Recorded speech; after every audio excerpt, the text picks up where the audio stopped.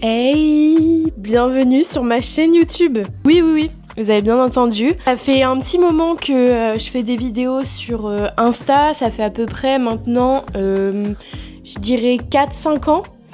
Sauf que à chaque fois, j'ai plein de choses à partager, que ce soit mes idées, et j'ai envie vraiment que ce soit un contenu qui dure. Sur TikTok, je trouve que c'est assez limité par rapport au nombre de choses que j'ai à vous dire. Je me suis dit qu'on allait se mettre dans un petit mood un peu cocon, et je vous accueille du coup chez moi, un peu à moitié habillée, à moitié en pyjama.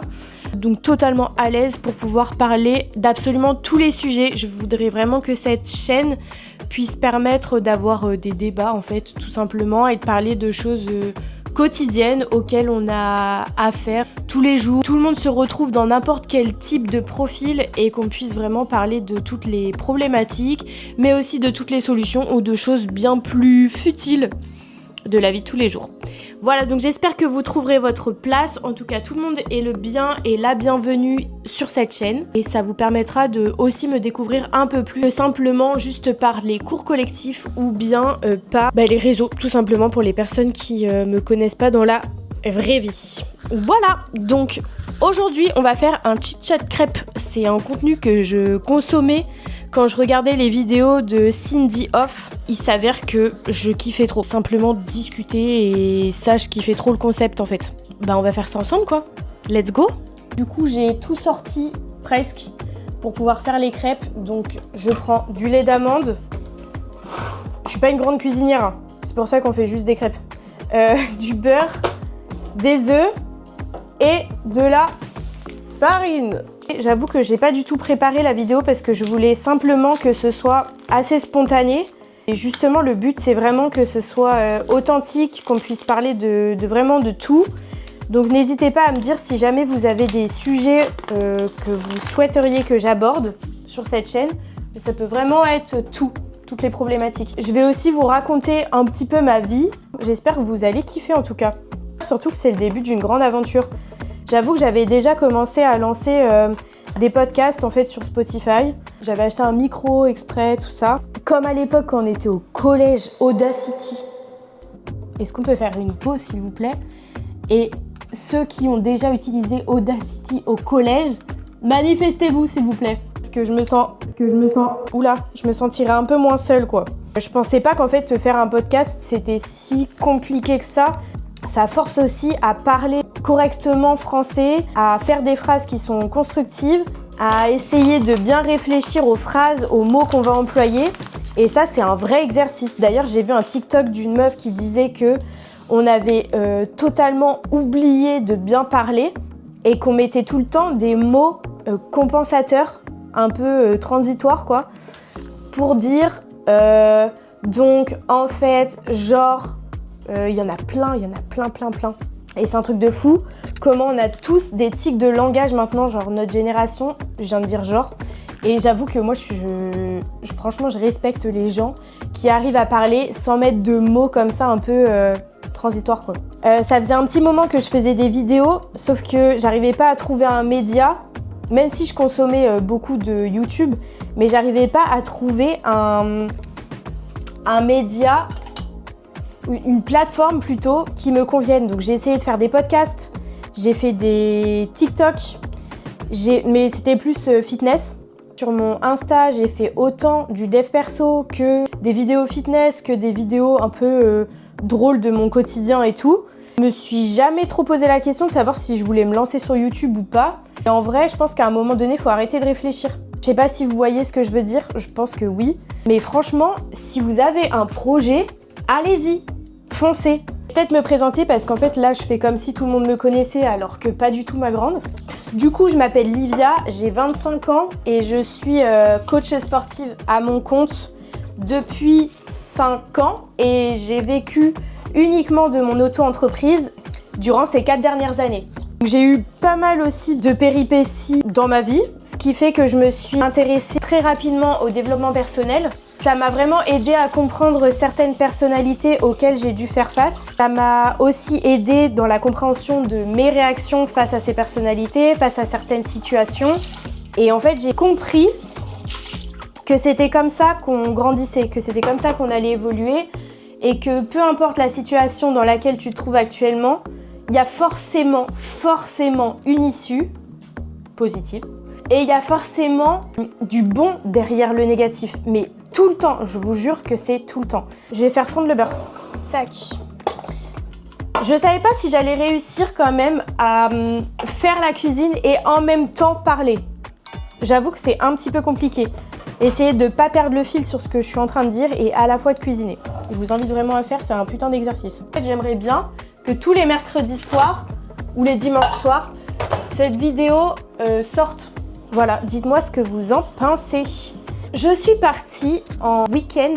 Normalement, c'était un week-end de 4 jours, sauf que Ben, la tempête Ben, là, hein, elle a carrément décidé, en fait, de nous faire partir 2 jours plus tard, ce qui fait que, en fait, on a passé littéralement 24 heures sur place. Mais c'est pas grave, en vrai, c'était quand même un truc de ouf. Là aussi que j'ai compris que je savais gérer un peu ma frustration, parce que quand vous avez posé 4 jours et qu'on vous annonce que vous avez payé 4 jours mais que vous allez partir que 24 heures sur place, vous allez obligatoirement accumuler de la fatigue pour au final n'avoir passé que 24 heures sur place. Donc c'est quand même chiant.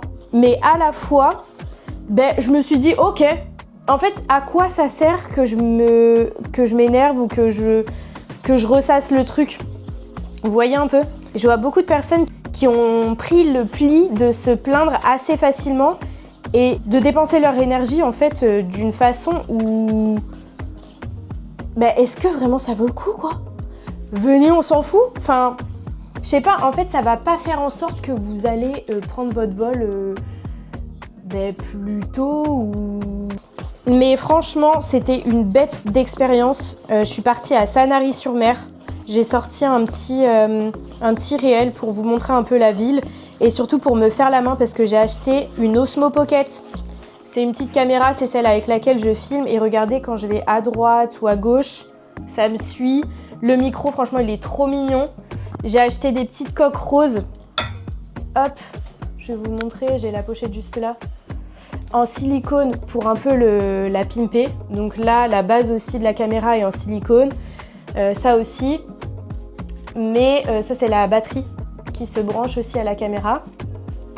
Et sachez qu'en fait, j'avais acheté une petite coque rose pour mettre sur la caméra.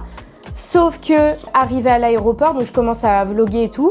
Arrivé à l'aéroport, la caméra, elle chauffe. Mais elle chauffe à travers la pochette qui est juste là. La pochette, elle chauffe aussi. Je sens que la caméra, elle est vraiment bouillante à travers. Du coup, en vrai, l'Osmo, je vous jure, ça fait longtemps que je la veux. J'ai craqué mon slip, du coup, ce mois-ci. Et je la traite vraiment comme si c'était un être humain. Vraiment, je pense que... Je sais pas pourquoi. Mais franchement, c'est toute petite caméra avec une petite tête rotative, un stabilisateur et tout. Elle est toute fragile en fait cette caméra et j'ai pas du tout, surtout au vu du prix qu'elle coûte, pas du tout envie de l'abîmer en fait. D'ailleurs, je sais pas s'ils vont sortir des coques exprès pour juste la tête rotative, mais ça serait vraiment pas mal. Bref, je suis arrivée à Sanary-sur-Mer du coup pour 24 heures et franchement, c'est un endroit qui est hyper paisible. C'est-à-dire que c'est un endroit où vous sentez que arrive et je vous jure que on respire. Les gens sont hyper sains. Ça se voit que les gens ont de l'argent. Les gens vivent bien à Sanary-sur-Mer. D'après ce que j'ai vu, je trouve vraiment qu'il y a une ambiance où les gens, en fait, tu sais qu'ils ont les moyens, tu sais qu'ils ont de l'argent, mais par contre, ils te font pas sentir une espèce de pression un peu malsaine. Ils sont pas du tout hautains, tu sens pas qu'il y a une pression et du dessus de la classe sociale et du dessous. C'est-à-dire que dans l'endroit où j'habite, dans la région où j'habite, je trouve qu'on sent vachement ce truc de quand tu réussis un minimum, réussir hein, entre guillemets parce que pareil on y reviendra, mais la notion de réussite pour moi est hyper vaste. Pour moi, tu as réussi à partir du moment où tu es épanoui personnellement. Donc ça passe par le sport, par ta santé mentale, par les phases par lesquelles tu es passé, ce que tu as appris de ta vie, de tes erreurs, des obstacles, etc.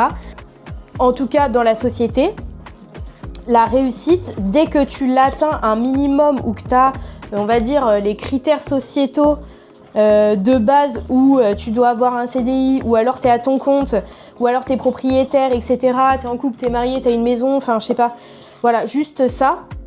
Quand tu as un des critères que tu n'avais pas auparavant quand tu as connu les gens, ou même des fois des gens que tu connais pas, hein, il y a grave ce truc de, dites-moi si c'est la même chose là où vous habitez, tu ressens cette frustration chez les autres parce que tu reflètes des choses que eux n'ont pas eu le courage de faire ou ne se sont pas donné les moyens d'atteindre cet objectif. J'ai l'impression que ça fait 100 ans que je suis en train de battre cette pâte.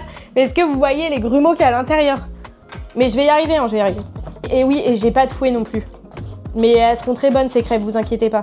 Je sens grave cette pression en fait ici, et du coup, quand ton quotidien c'est de vivre avec des gens que tu croises au quotidien et qu'on te regarde mal, que tu croises des gens dans la rue ou dans un restaurant ou peu importe l'endroit et que les gens tu leur dis bonjour et qu'il y a personne qui te répond. Je parle vraiment de la mentalité en général, c'est-à-dire que les gens sont envieux des autres.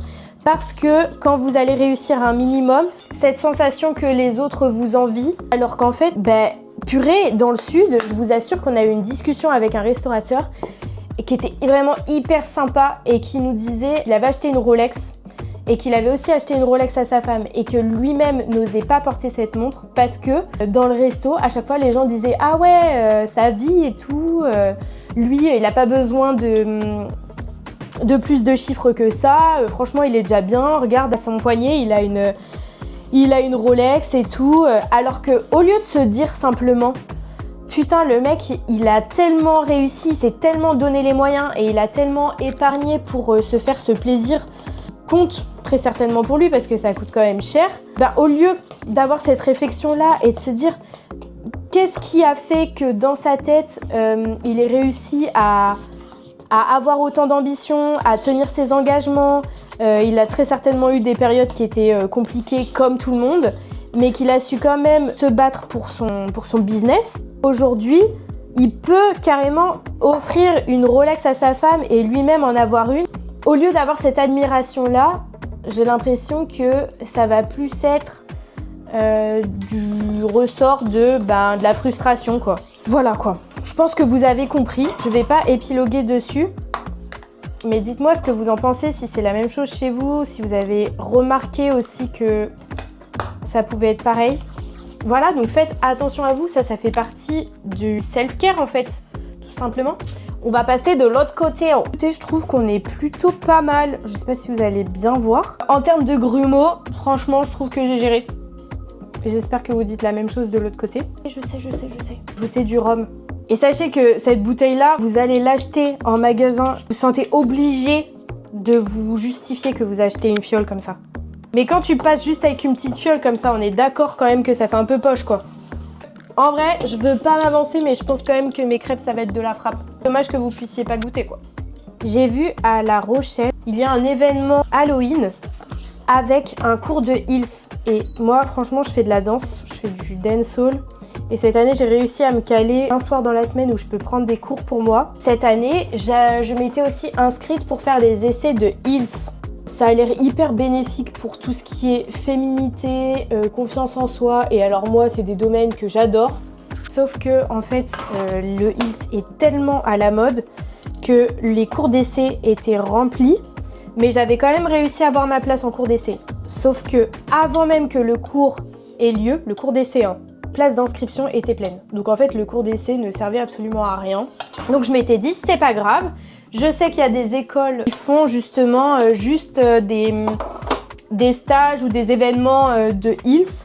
Et je me suis dit que ce serait peut-être pas mal que je fasse ça assez régulièrement. Là, samedi, il y en a un, mais je sais pas si j'y vais. D'habitude, à ces événements-là, il y a plein d'événements où j'y vais et je suis toute seule et je m'en fous. Et là, j'ai vraiment envie de le partager avec une copine, sauf que mes potes ne dansent pas. Je ne sais pas quoi faire en fait. Je sais pas si j'y vais ou pas. Dans tous les cas, si j'y vais, je vous mettrai la vidéo. J'hésite d'ailleurs à faire des weekly vlogs, donc à filmer un peu ce à quoi ressemblent mes semaines. J'aimerais vraiment vous partager un peu plus mon mood, ce à quoi je pense, etc. etc. Voilà. Une de mes résolutions de septembre, parce que en vrai, je sais pas pourquoi j'attends tout le temps la rentrée, mais je trouve qu'il y a vraiment une vibe. D'ailleurs, il y a 2 écoles, il y en a qui disent que ça sert à rien d'attendre septembre ou janvier pour prendre des bonnes résolutions et qu'en vrai, le moment, c'est directement maintenant. Et je suis en partie d'accord avec ces gens-là, mais je trouve qu'il y a vraiment une vibe, puisque beaucoup de personnes le font à ce moment-là, soit en septembre, soit en janvier. Et je me dis pourquoi pas en profiter en fait, tout simplement. Je m'étais dit que ça serait pas mal quand même d'être un peu plus disciplinée. Parce que moi je suis plus une personnalité où je vais directement faire les choses. Par exemple, je me lance sur YouTube. En fait, j'ai pas de mal à passer à l'action.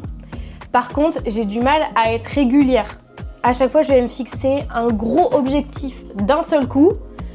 Et je sais très bien que c'est pas comme ça qu'on fixe des objectifs et c'est sûrement pas ce que je conseille aussi pour le sport. C'est totalement ce que je fais. Voilà.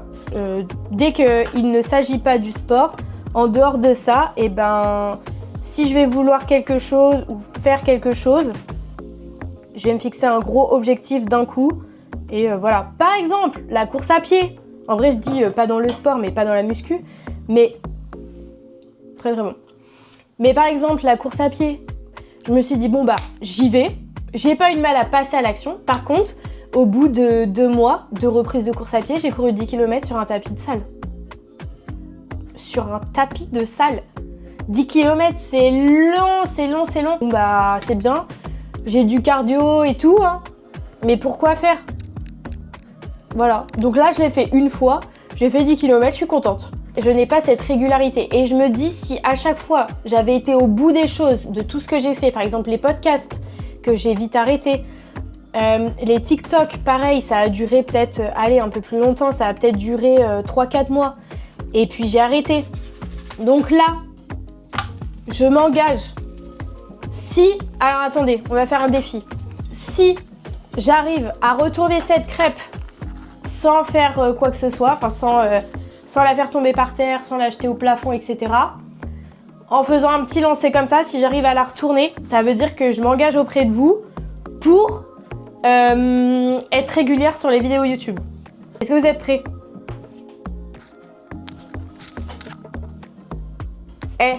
Est-ce qu'on le compte ou pas? On va dire que oui quand même, parce que j'ai vraiment envie d'être régulière.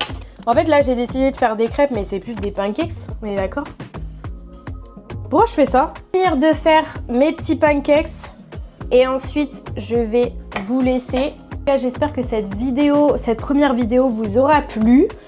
On se retrouve la semaine prochaine du coup pour une nouvelle vidéo. Je vous laisse vous abonner et surtout me donner votre avis en commentaire. Et je vous souhaite de passer une très belle journée ou soirée selon l'heure à laquelle vous regardez cette vidéo.